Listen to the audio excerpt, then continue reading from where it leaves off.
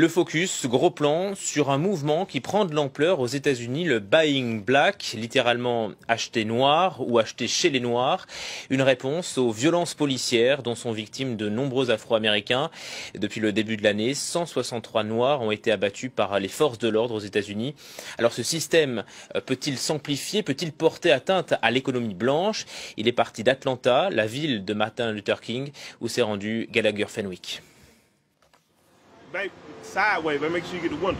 Investir et acheter uniquement chez les siens, c'est le mot d'ordre que ce rappeur à succès adresse à toute la communauté noire américaine. Killer Mike est déterminé à pénaliser un système dont il estime qu'il est raciste. Les sanctions économiques, c'est son arme de choix face à l'injustice, telles que les brutalités policières. Si vous comprenez les règles de l'économie, celles-ci peuvent être utilisées comme des armes de guerre. Les foyers noirs américains représentent 1000 milliards de dollars de revenus. Mais parce qu'on dépense notre argent n'importe comment, personne ne respecte nos dollars. Ma solution pour améliorer le sort de notre communauté est de l'isoler économiquement, en mettant notre argent dans des banques tenues par des noirs, en achetant à des noirs et en étant noir. Et tout va rentrer dans l'ordre. Des milliers de personnes l'ont déjà prise à la lettre, parmi elles Sharif Abdul-Malik. Il nous invite à le filmer en train de retirer son argent d'une grande institution financière. Il explique sa démarche à l'agent.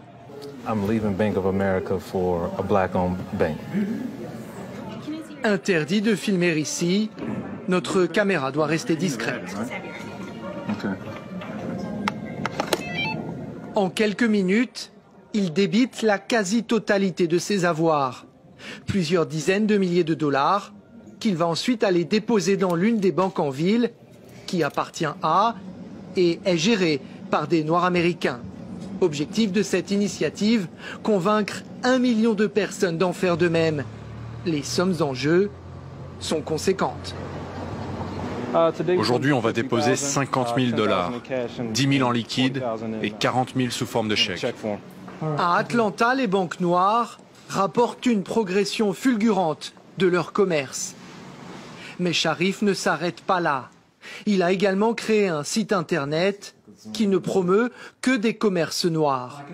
Il nous explique qu'il vérifie méthodiquement que chaque vendeur et vendeuse est bien d'origine africaine.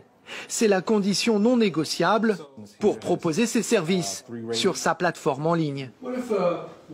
Comment vous réagissez si un vendeur blanc s'adresse à vous et vous demande « Je suis blanc, est-ce que je peux vendre sur votre site ?» Eh bien, je lui demande s'il se considère comme étant un commerçant noir.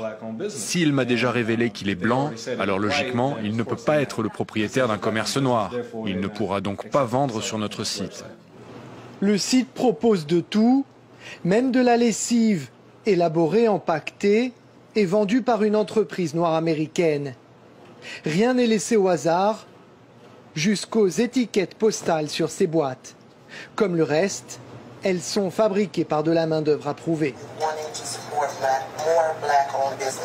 Grâce aux relais sur Internet, parfois inspirés par le site de Sharif, les commandes décollent, selon le responsable de la commercialisation du produit. Les gens, c'est comme l'eau. Si tu viens à l'océan avec un petit seau, c'est tout ce que tu ramèneras. Sharif améliore nos ventes car il nous envoie beaucoup de gens et nous donne accès à un marché bien plus grand. Plus les gens nous voient et plus on peut vendre. Celles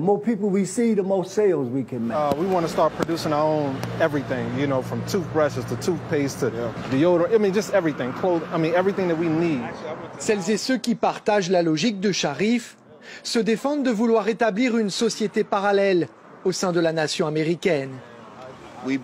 L'Amérique nous a relégués à un rang inférieur, on veut s'éloigner de ce statut. Personne ne dit que nous ne devrions plus interagir, travailler et commercer avec les autres. Mais désormais nous le ferons tout en nous assurant que notre dignité est maintenue, protégée et restaurée. Je ne pense pas comme une négresse, je pense comme une reine. Mon premier objectif, c'est de gouverner ma propre vie. Je sais que la seule manière de détruire le système raciste de la suprématie blanche, c'est de nous lever et de faire nos propres lois.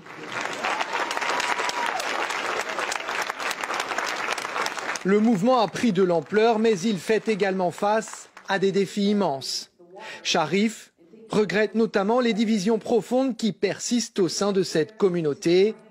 Il affirme être frustré par le fait que certains des Noirs américains les plus riches se sentent, selon lui, rarement concernés par ce genre d'initiative.